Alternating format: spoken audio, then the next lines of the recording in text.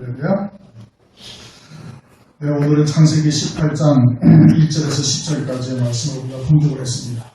금요일날도 창세기를 하고 주일날도 창세기를 하니까 좀 헷갈리고 왔다 갔다 할 수도 있지만은 주일날 설교한 것을 여러분이 잘 기억하고 들으시면은 영적으로 큰 유익이 되어지는 겁니다. 이제 금요일날도 철야하면서 창세기를 계속해서 나가겠지만은 하나님께서 아브라함이 우리 모든 믿는 자들의 조상이죠. 모든 믿는 자의 조상. 그렇게 아브라함처럼만 우리의 믿음이 이르기만 하면은 그 이상 더 바랄 것이 없는 거예요. 그처럼 아브라함의 믿음이 완전한 믿음인 겁니다. 그 완전한 믿음을 아브라함을 통해서 우리에게 다 보여주시고 우리들도 그러한 믿음에 이르기를 하나님께서 바라고 계시는 거예요. 또 특별히 마지막 때는 더더군다나 그 믿음에 이르러야 환난을 이길 수가 있고 믿음으로 이길 수가 있고 순교까지도 이르게 되어져 겁니다. 그 믿음에 이르지 못하면 절대 순교는 할 수가 없는 것이. 그러니 아브라함을 통해서 우리에게 나타내시는 여러 가지 역사가 무엇인지를 잘 들으시고 그리고 다시 또 되뇌이시면서 우리의 믿음의 주소가 어디쯤 이르렀는지 스스로를 돌아볼 수 있기를 바랍니다. 오늘은 하나님의 말씀의 주제가 뭐냐면 기한이 이르면 내가 네게 돌아온다. 하나님이 돌아오신다 이겁니다. 하나님이 돌아오신다는 그 표적으로 이삭을 하나님께서 주신 것이. 그리고 하나님이 임마누엘 하셨죠. 그런데 하나님이 임마누엘 하신 것이 그것으로 딱 끝나는 것이 아니에요. 이제 오늘 말씀을 자세히 들어보시면 우리가 내가 네게 돌아오리라 하신 말씀이 우리에게 무엇을 의미하는지를 이제 자세하게 알 수가 있는 겁니다. 이제 그동안의 쭉 내용이 주요 골자가 무엇이었냐면 세례였습니다. 세례. 할례. 아브라함에게 할례를 받아라. 그래서 아브라함이 할례를 받았고 그와 그 집이 다 할례를 받았다. 할례가 언약의 표징이라는 거예요. 하나님의 언약 안에 사는 자는 반드시 할례를 받은 자여야 하나님의 언약 안에 사는 자라는 표가 되는 겁니다. 그리고 오늘날은 세례죠. 그리스도의 세례. 그리스도의 이름으로 세례를 받은 거예요. 그리스도의 이름으로 세례를 받은 자여야 그리스도 안에서 아브라함의 후손으로서 아브라함에게 약속하신 그 복이 오늘날 우리에게도 이루어질 수가 있는 거예요. 그러니 그리스도의 세례를 받지 않으면 아무것도 아닌 거예요. 형식적인 세례 받아봐야 소용이 없다 이겁니다. 그것을 형식적인 유대인이 아니라 이면적 유대인이 유대인이고 할례는 어디에다가? 할례는 마음에다가 그렇게 할례를 아브라함에게 행하라고 17장에 말씀하시니까 아브라함이 즉각 할례를 행하는 거예요. 그건 어떻게 하는 거예요? 믿음이다 이겁니다. 그것이 믿음으로 나타나는 거예요. 그럼 오늘 우리들도 세례를 받은 자, 할례를 받은 자가 되어지면 그것이 믿음으로 나타나야 되는 거예요. 외부로 삶을 통해서 그것이 표출이 되어져야 할례를 받은 자요, 세례 받은 자요, 믿음으로 사는 자라는 것이 드러나게 되어지는 겁니다. 그러니까 외형적으로 그런 것이 드러나지 않으면 그건 할례 받은 자가 아닌 것이고 세례 받은 자가 아닌 것이고 세례 받지 아니하였다, 할례 받지 아니하였다라는 것은 그것은 하나님의 언약 안에 사는 자가 아니다 이겁니다. 그리고 거꾸로 할례 받은 자요, 세례 받은 자로서 그것이 믿음으로 우리에게 삶에서 그것이 나타난다면은 그러면 하나님의 언약에 안에 있는 자요, 하나님의 언약이 그에게 반드시 성취된다는 표가 뭐예요? 할례요, 세례다 이겁니다. 그만큼 세례가 중요한 거예요. 그러니 세례받은 표가 내게 딱 나타나야 되는 겁니다. 아직 우리의 삶에서 그것이 나타나지 않냐했다면 지금이라도 다시 믿음에 결단하고 그것이 나타나야 은혜 언약 안에 사는 자라는 표가 내게 있는 것이고 그 표가 있는 자에게는 반드시 하나님께서 이루신다는 겁니다. 하나님은 신실하신 분이니 반드시 그 언약대로 이루신다는 거예요. 그러면 할례라는 것이 뭐냐? 그 마음의 가죽을 베는 거다. 이스라엘 백성들은 그냥 할례 받으면 아브라함의 자손이라고 그랬는데 그런 외형적인 할례 그냥 살가죽을 베어내는 것이 양피를 베어내는 것이 그것이 할례가 아니고 마음의 가죽을 베라. 그래서 에레미야 4장 4절에도 말씀을 하였고 로마서 2장 28장 29절에도 말씀을 하고 있는 거예요. 마음의 가죽을 베라. 그럼 마음의 가죽이 있어요? 마음이 그 무형의 것인데 마음의 가죽이 어디 있냐? 마음의 가죽이 베어졌는지 안 베어졌는지 이것은 어떻게 하는가? 그것은 마음의 가죽이 베어진 자에게는 나타나는 표가 있다 이겁니다. 어떤 표가 있어요? 그리스도 예수의 마음으로 바뀌어지는 거예요. 이전에는 마귀 중심으로서 살았지만은 마귀 중심으로 예수 밖에서도 살았던 것이고 예수 안에서도 내 마음과 내 육신에 원하는 대로 살았다면 그것은 마귀의 종으로서 살은 거예요. 에베소서 2장 2절 3절에 말씀을 하고 있죠. 예, 하나님의 은혜를 체험했다 하더라도 내 생각대로 하나님을 섬기고 내 생각대로 내 육체에 원하는 대로 하나님의 뜻을 쫓았다고 생각한다면 그것은 마귀의 종으로 살고 있는 것이 지금 하나님의 그리스도 예수의 마음으로 사는 것이 아니다 이죠. 그리스도 예수의 마음으로 산다는 것은 무엇이냐? 그리스도는 말씀이 육신을 입고 오신 분이죠. 그렇죠? 그러니까 우리 안에 하나님의 말씀이 남아있고 그 말씀이 나를 주장하는 삶이 되어야 되는 거예요. 그리스도는 이 땅에 오시면서 나는 내 뜻을 행하러 온 것이 아니라 누구의 뜻을 행하러 왔어요? 아버지의 뜻을 행하러 왔다. 그것이 그리스도 예수의 마음. 그러면 우리도 마음이 베어졌다. 그것은 내 마음이 베어진 거예요. 자기중심적인 신앙 또는 육에 속한 신앙 여기에서 벗어나서 아버지 중심의 신앙으로 바뀌어진 것을 말하는 거예요. 그럼 아버지 중심의 신앙으로 바뀌어졌다는 표가 무엇으로 나타나는가? 그것은 하나님의 말씀을 믿는 믿음으로만 사는 자가 되었다 이겁니다. 말씀이 내 생각이 되어지고 말씀과 내가 일치가 되어지고 말씀대로 생각을 하는 거예요. 다윗처럼 사울이 죽으니 하나님의 애통이 하시는 애통함과 똑같이 그냥 자기도 함께 애가를 지어서 사울의 죽음을 애통하는 거예요.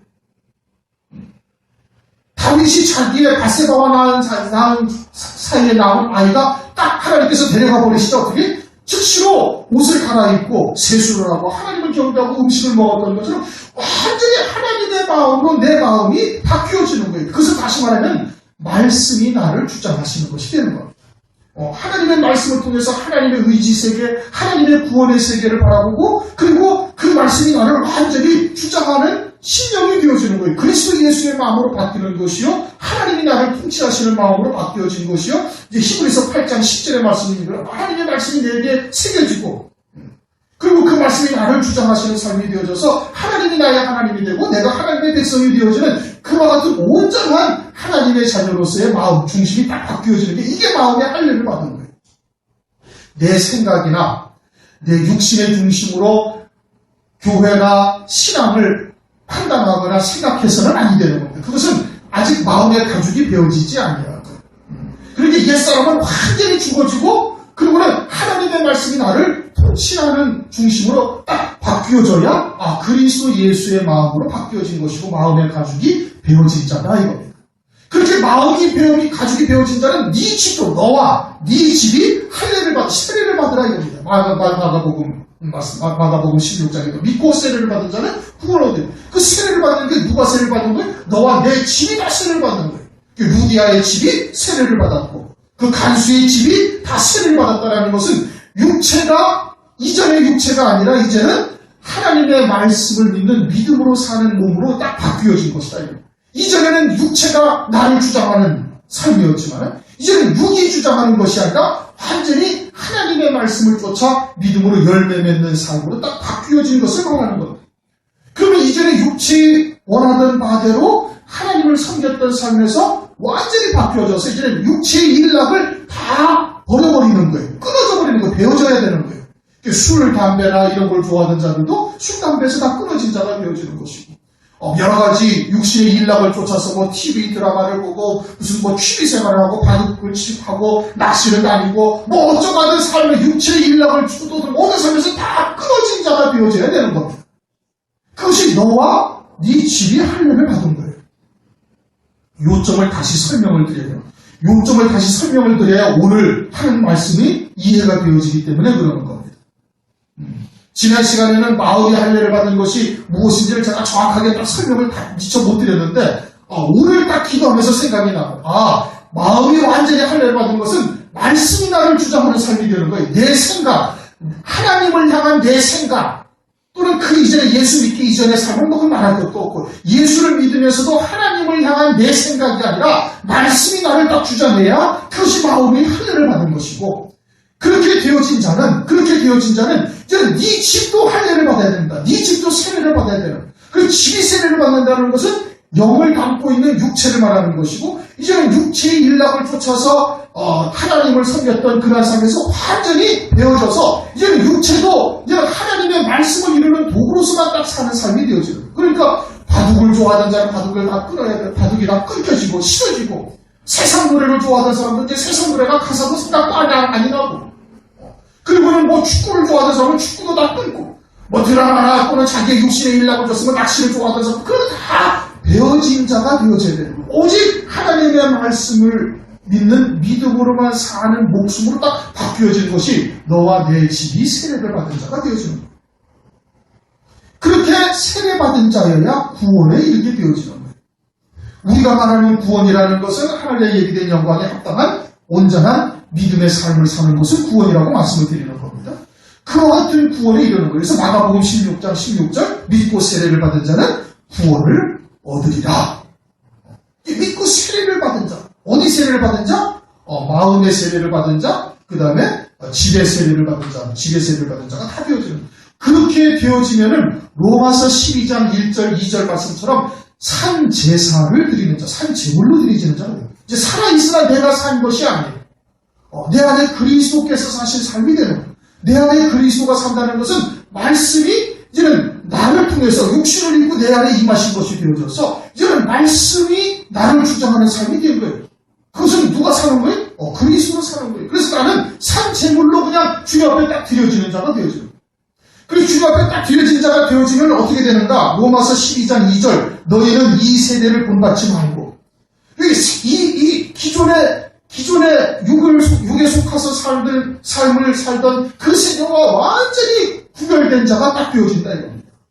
세대를 본받아서는 안 됩니다. 그렇게 세상과 전혀 일치하지 않아요. 그렇게 세상의 것이 나의 가치 기준이 되지 않아요. 뭐 얼마를 가졌느냐, 어디서 얼마를 수학을 배웠느냐, 미국에 가서 박사학위를 따왔느냐, 이것이 우리의 가치 기준, 육체대로 알지 않냐다 이거. 육체대로 알지 않아요. 완전히 세상과 일치하지 않냐고 오직 어떠한 하나님의 말씀이 그 심령 속에 있는가? 어떠한 하나님의 말씀을 믿는 믿음으로 그가 그 말씀에 의해서 어떻게 주장되어져 있는가? 이것이 그의 실체가 되는 겁니다. 그렇죠? 육신을 먹고 나면 그 말씀만 딱 남는 거예요. 그 말씀대로 열매 맺은 것만 하늘나라에서 영생을 누리면서 살게 되어지는 거예요. 그럼 우리에게 주신 말씀이 뭐예요? 보좌 우편 영광의 자이다. 새 예루살렘 성이다. 그 안에는 하나님의 보좌가 없는 하나님과 하나님의 영광에 참여하는 이 어마어마한 약속의 말씀을 우리에게 하나님께서 주신 거예요. 그 말씀을 믿는 믿음으로 그 말씀에 의해서 움직여 살고 있으면서 세상과 완전히 끊어진 자, 세상에서 별별되어진 자, 마음과 집이 세례를 받은 자가 딱 되어지면 나중에는 그 말씀만 우리에게 딱 남은 것이 되어집니다. 하나님은 신실하십니까? 그 말씀대로 하나님께서 이루시게 되어진다.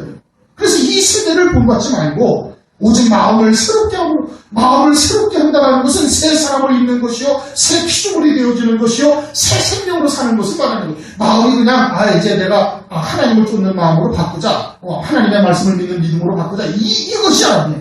마음을 새롭게 한다는 것은 완전한 새 생명, 새 피조물, 새로운 창조물로서 살아가겠다 이겁니다. 그것은 뭐예요? 하나님의 말씀이 우리의 마음과 생각을 지배하게 되어지는 것을 말합니다. 그러고서는 하나님의 선하시고 기뻐하시고 온전하신 뜻이 무엇인지 생각하라, 분별하라.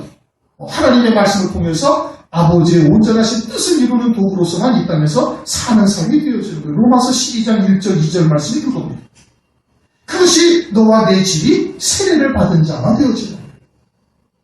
그렇게 사는 삶이 되어야 그것이 아브라함과 같이 할례 받은 자가 되어진다 이겁니다. 할례 받은 자가 되어지는 거예요. 그렇게 되어야 온전한 세례를 받은 자가 되어지는 것이고 그렇게 되어야 구원받는 자가 되어지는 거예요. 그거를 설명하려고 지금까지 3번에 걸쳐가지고 쭉 여러분들에게 말씀을 드린 겁니다. 간단한 것 같지만 절대 간단한 것이 아니에요.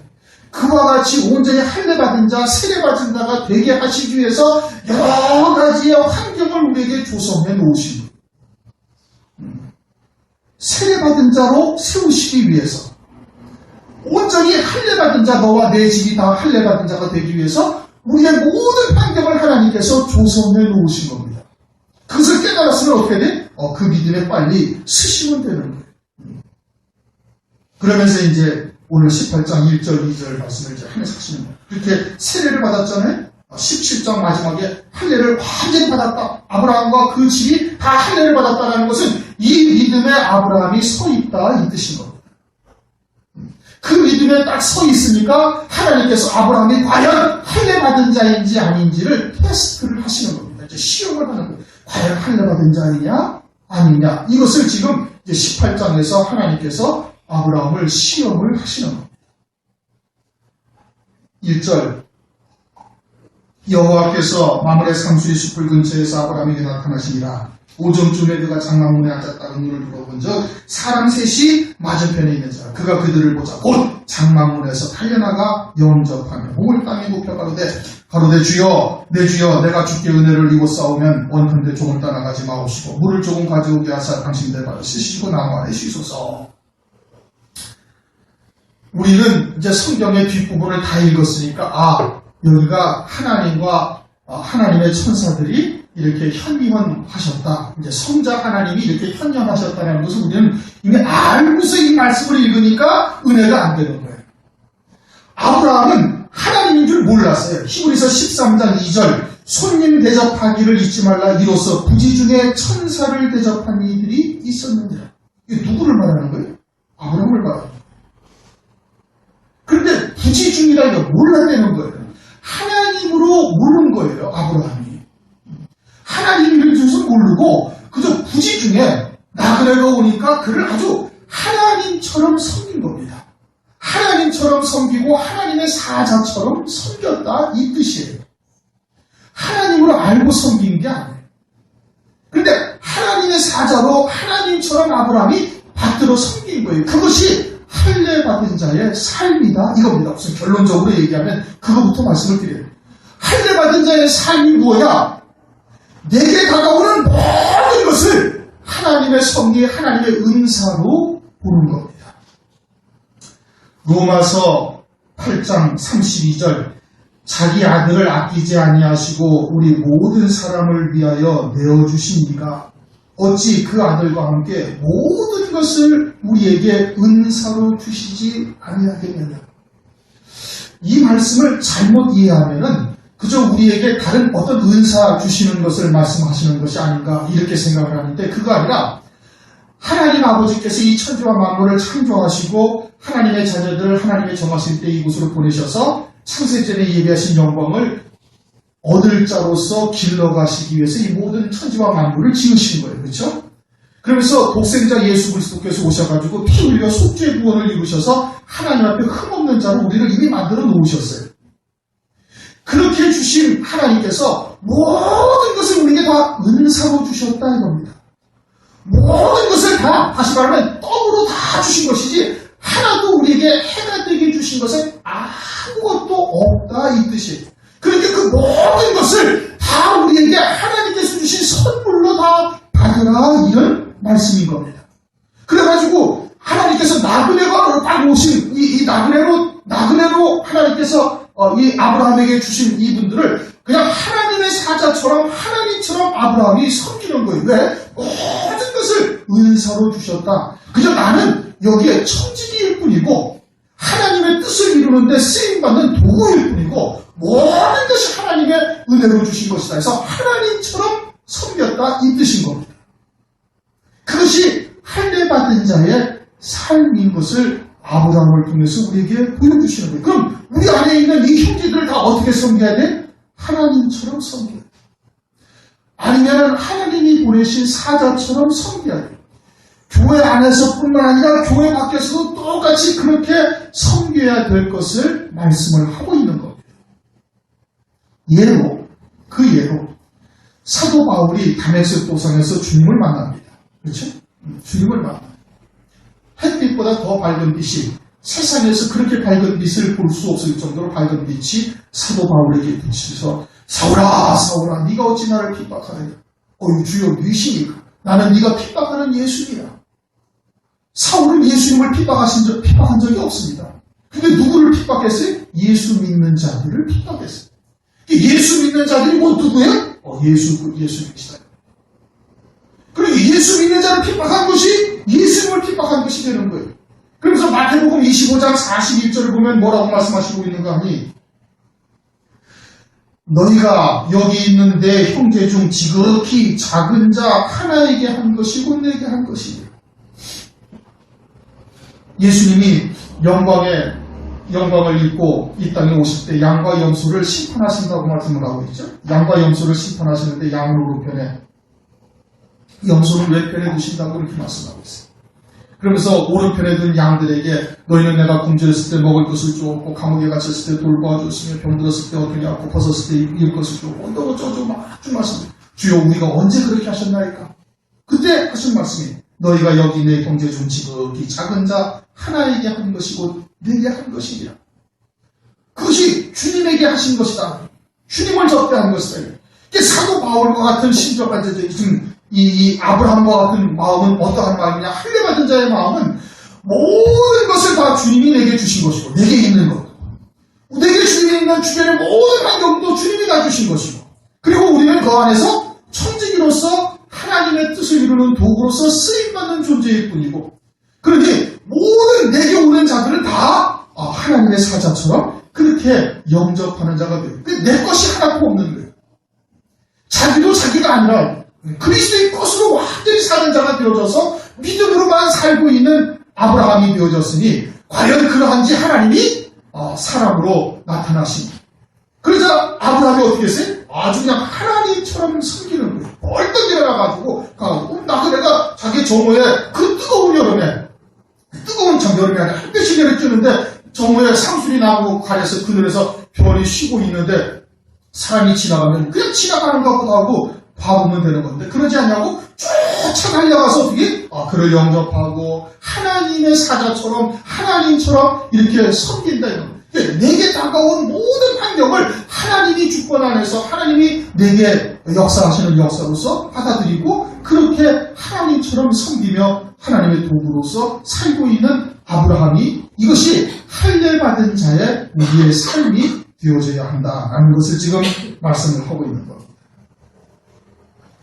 그래서 아브라함이 가장 좋은 것으로, 가장 귀한 것으로, 송아지 고기가 얼마나 부드럽겠어요, 그렇죠? 그리고는 급히 달려가서 물 씻을 물 가져가지고 발을 다 씻기시고, 거기서는 이 신발이 이제 샌들처럼 되어져 있으니까 먼지가 나고 발이 더럽죠.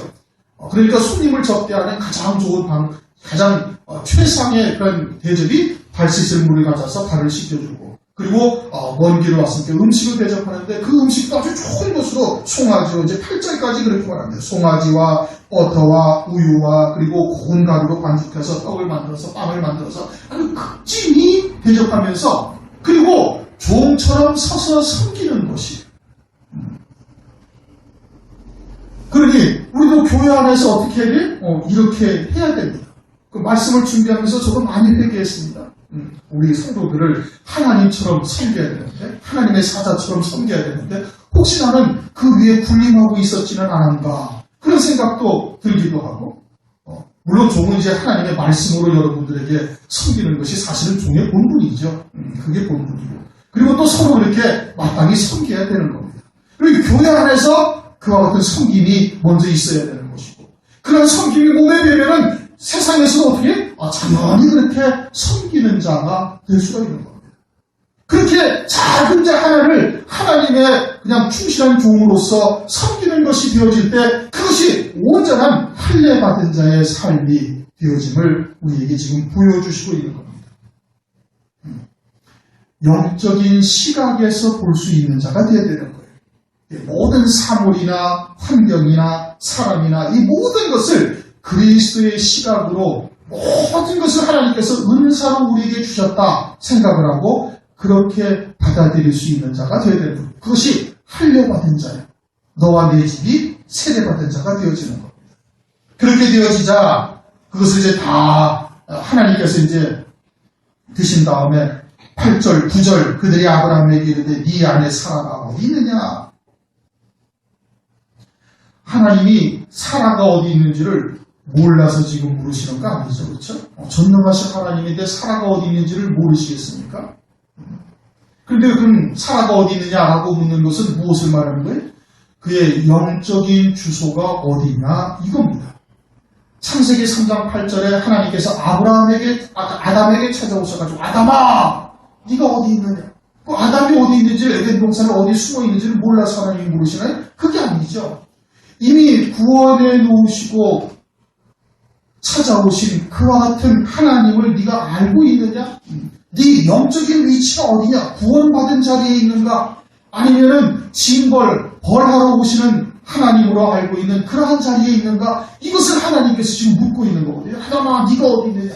영적인 위치가 어디냐? 그것을 말하고 있는 거예요. 그래서 아브라함이 뭐라고 그래요? 장막 안에 있나이다. 장막에 있나이다. 어느 장막에 있다는 거예요? 아브라함의 장막 안에 있다 이 뜻인 겁니다. 다시 말하면 아브라함과 한 믿음이 되어져 있다. 그런 것을 지금 말하고 있는 거예요. 어떻게 해서? 13년 동안 연단을 통해서 그런 그 이전의 사라는 하나님의 말씀이 그를 온전히 주장하는 마음의 할례를 받고 그 집이 할례를 받은 자가 아니었고 자신이 하나님의 말씀을 이루려 해서 하갈을 어떻게 했어요? 아브라함과 동침하게 한 거예요. 자기는 이제 더 이상 아이를 생산할 수가 없으니까 하나님의 말씀을 내가 이루려 한 것이죠. 그래서 하갈을 갖다가 동침하게 해서 하갈이 잉태하니까 이제는 주종의 관계가 바뀐 겁니다. 잉태하니까 자기가 수발을 들어야 되는 거예요. 이제는 하갈이 자기 몸 쪽으로서 물 걷어오고 발 씻어주고 머리 빗겨주고 옷 갈아입혀주고 다 했는데 하갈이 잉태하니까 이제는 위치가 바뀌어진 겁니다. 자기가 하갈을 물 뜯어주고 하갈의 옷을 갈아입혀주고 하갈이 시중을 들어야 하는 이상한 처지로 바뀌어진 거예요. 그래서 하갈을 내쫓으라고 그랬던 겁니다. 그런데 하갈을 어떻게 다시 아브라함 집으로 돌아가게 하셨어요. 하나님께서. 그래가지고는 계속해서 13년 동안, 이제 13년은 아니었겠죠. 하갈이 아이를 베고, 아이를 낳고, 아이를 젖대기까지 계속해서 하갈을 시중든 겁니다. 누가? 사례가. 그 고난과 연단을 통해가지고 깨뜨리신 거죠. 하나님께서. 그렇게 연단을 받고 난 이후에는 사라가 어떻게 되지? 완전한 믿음으로만 사는 자로 바뀌어진 겁니다. 그 연단을 통해가지고. 그러자 하나님께서 그에게 이제 언약을 하시는 겁니다. 그러한 사라의 상태를 히브리서 11장 11절에 말씀하고 있습니다. 믿음으로 사라 자신도 나이 늙어 단산하였으나 잉태하는 힘을 얻었으니 이는 약속하신 일을 미쁘신 줄 압니다. 하나가 무엇으로 잉태하는 힘을 얻었어요? 믿음으로. 왜? 하나님은 신실하시다. 말씀하신 바를 반드시 이루시는 하나님이시라는 것을 환경이 어떠하든 전능하신 하나님에게는 전혀 문제가 안 되는 겁니다. 그것을 믿는 거예요. 우리에게도 하나님께서 엄청난 약속을 하신 겁니다. 저와 여러분들에게. 우리의 환경이나 우리의 세상에서의 위치를 보면은 전혀 할 수 없는 일들처럼 보여요. 그러나 하나님은 전능하신 하나님. 그 신실하신 하나님을 믿기만 하면 그러면 하나님께서 우리를 통해서 반드시 그 말씀대로 이루시는 겁니다. 말씀대로 그대로 하나님께서 이루시는 거예요. 율법의 1.1획은 땅에 떨어지지도 아니한다. 다 이루신다 했으니 그 말씀을 믿는 내게 하나님께서 그 말씀대로 다 이루신다. 그렇게 신실하신 하나님이다. 그래서 사라도 믿음으로 잉태하는 힘을 얻었다. 전혀 불가능한 일인데 믿음으로 잉태하는 힘을 얻어가지고 이삭을 낳게 되어졌죠. 장막 안에 있나이다. 아브라함과 하나의 믿음으로 서 있다. 그러니까 이제 10절 다 같이 한번 읽어보십시다. 시작. 그가 가라사대 기한이 이를 때에 내가 정령 네게로 돌아오니 네 안에 사라에게 아들이 있으리라 하시니 사라가 그 뒤 장막문에서 들어가더라. 그것을 이제 14절에도 다시 강조해서 사라에게 아브라함과 사라에게 말씀하십니다.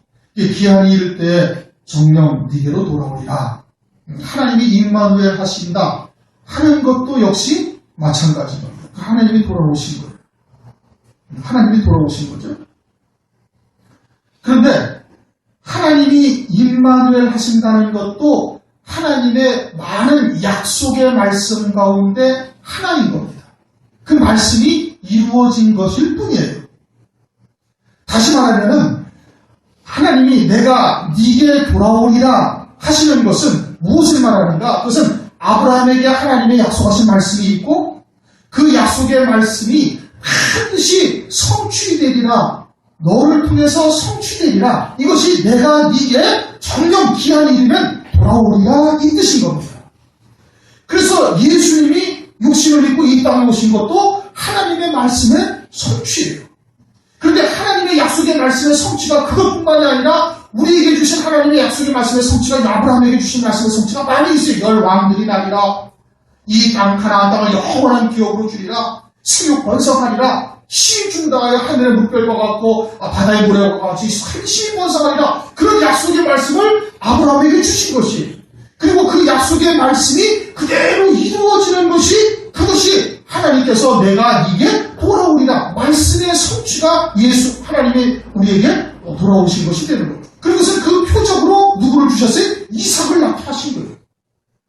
그래서 이삭이 실제로 잉태되어지고 10달 만에 이삭이 나왔어요. 그리고 이삭이 낳은 것이 표적인 것처럼 그 말씀 그대로 혈통적 이스라엘 백성들에게 그대로 이루어진 겁니다. 그렇죠? 열왕들이 다윗이와 솔로몬, 르호보암을 통해 가지고 열왕들이 나왔고 가나안 땅을 다 회복하였고, 그리고 바닷가의 모래처럼 그들이 번성하였다는 것이 성경에 기록이 되어져 있어서 하나님의 약속의 말씀이 그대로 혈통적 유대인들에게 그대로 이루어졌음을 우리에게 계시해주고 있는 거예요. 그런데 그것은 뭐예요? 그것은 그림자예요. 그림자이고, 실제 아브라함의 씨는 누가 씨예요? 예수 그리스도가 아브라함의 씨예요.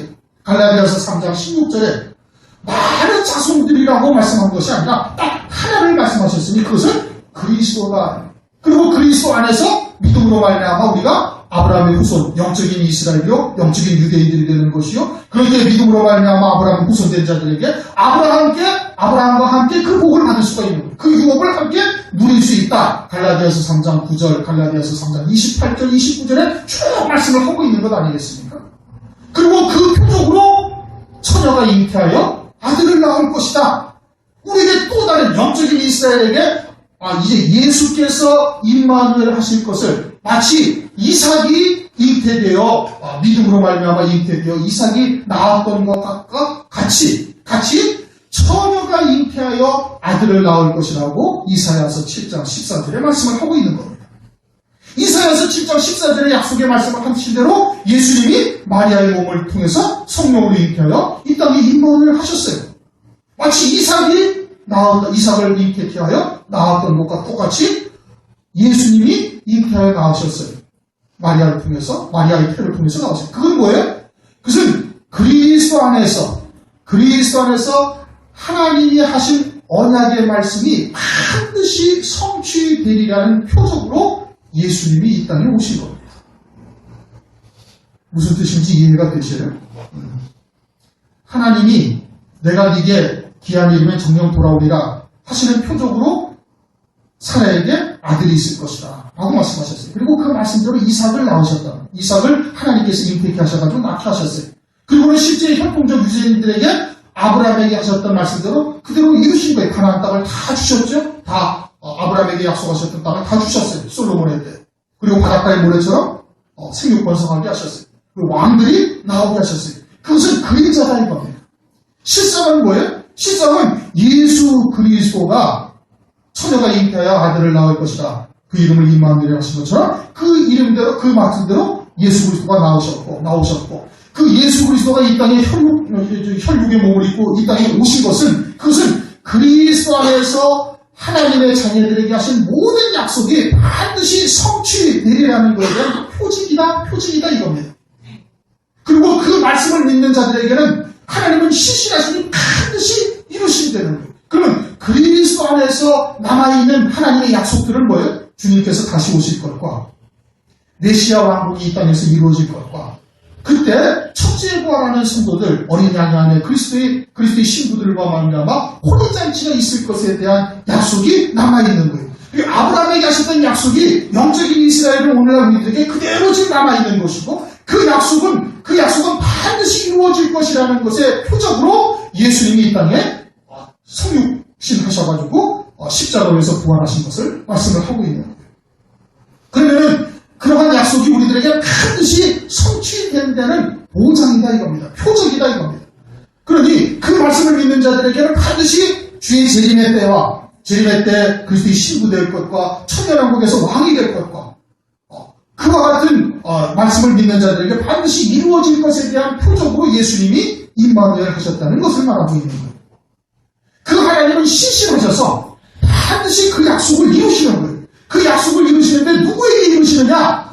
너와 내 집이 세례를 받은 자에게 그 약속을 이루신다는 겁니다. 결론은 그거예요. 그럼 나와 내 집이 세례를 받은 자, 할례 받은 자가 무엇이냐? 이제 그것을 지금까지 쭉 설명을 드린 거예요. 그럼 마음의 가족을 배워진 자가 무엇이냐? 집이 세례를 받은 자가 무엇이냐? 그들에게 하나님께서 약속하신 약속은 신실하시니 반드시 그들에게 이루신다. 할례가 그 표징이다. 할례 받은 자에게 그 약속을 하나님께서 이루시는 거예요. 이제 무엇을 말씀하시는지 이해가 되셨습니까? 그러니 할례 받은 자가 반드시 배워야 되는 겁니다. 할례 받은 자에게 그 약속이 이루어지는 거예요. 그 약속의 표징으로 예수님이 이 땅에 오셔가지고 십자가에서 피 흘려 죽임당하시고 3일 만에 부활하신 거예요. 마치 이삭을 잉태케 하신 것과 똑같이 처녀가 잉태하여 아들을 낳게 하나님께서 표적을 보여주신 겁니다. 그것은 그리스도 안에서 아브라함에게 약속하셨던 그 약속들을 아브라함의 후손들에게, 영적인 후손들에게 그대로 이루실 것에 대한 표징인 것이고, 그 약속은 그러니 반드시 성취되어질 것이고, 왜? 하나님은 신실하시니까. 그럼 누구에게 그 약속이 성취되는가? 그것은 할례받은 자에게 그 약속이 성취되는 거예요. 할례받은 자가 그 약속의 대상임을 증명하고 있음을 말씀을 하고 있는 겁니다. 그 할례라는 게 뭐냐? 마음의 가족을 배는 것이요. 마음의 가족이 배어진 자에게는 그 믿음이 나타나는 것인데, 그 믿음이 나타나는 것이 그 집이 세례를 받은 자가 되어져서 이제는 육신의 일락을 쫓던 삶에서 완전히 배어진 자가 되어져서 하나님의 말씀을 읽는 믿음으로만 사는 자로 바뀌어진다 이겁니다. 그들에게는 반드시 그 약속이 이루어지는, 그 약속이 뭐예요? 열왕들이 나리라. 가나안 땅을 영원한 기업으로 줄 것이다. 그곳에서 생육 번성하게 되어질 것이다. 그것이 약속인 것이에요. 그러면 오늘날 우리들에게 하나님께서 그와 같은 말씀을 주신 것은 우리들에게 그와 같은 영광들이 예비되어져 있다는 것이고, 그러한 우리들은 어떻게 해야 된다? 할례받은 자가 되어져야 된다. 마음의 가족이 되어진 자가 되어야 되는 것이고, 그리고는 우리의 집이 세례받은 자가 되어져야 함을 말씀을 하고 있는 거예요. 그러므로 아직 너와 내 집이 세례를 받지 못하는 부분들이 있다면 속히 믿음에 결단하고 세례받은 자가 되어져야 되는 겁니다. 그래야 그 언약을 받을 수 있는 수혜자가 되는 거예요. 언약의 후손이 되는 거예요. 약속의 후손이 되는 것이고 아브라함과 함께 그 복을 누릴 수 있는 자가 되어질 것을 말씀을 하고 있는 겁니다. 너와 내 집이 세례를 받은 자가 되시기를 주님의 이름으로 축원합니다. 이 통속을 함께 읽어주시겠습니다. 하나님 아버지 감사합니다. 오늘도 저희들에게 하나님께서 신에게 베풀어 주시사 아브라함이